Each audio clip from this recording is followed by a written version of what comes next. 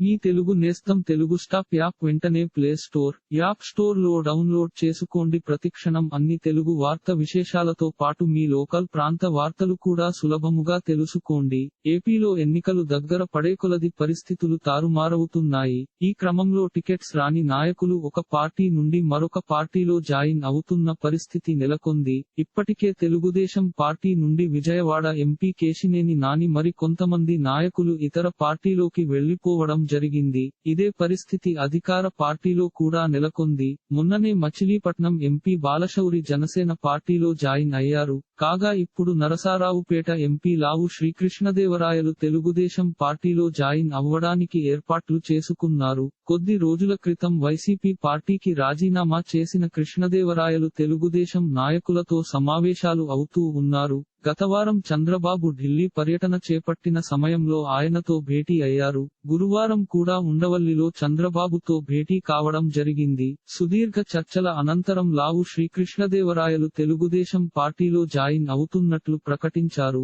ఇదే సమయంలో YCP MLC Janga Krishnamurthy కూడా తెలుగుదేశం గూటికి చేరనున్నట్లు వార్తలు వస్తున్నాయి. ఇదిలా ఉంటే 2024 ఎన్నికలకు సంబంధించి నరసరావుపేట వైసీపీ ఎంపీ అభ్యర్థిగా అనిల్ కుమార్ యాదవ్ పోటీ చేయబోతున్నారు. తాజా పరిణామాలతో పల్నాడు రాజకీయం రసవతారంగా మారింది. ఇలాంటి మరిన్ని తెలుగు వార్త విశేషాలు కోసం ఛానల్ కి సబ్స్క్రైబ్ చేసి గంట నొక్కడం మర్చిపోకండి.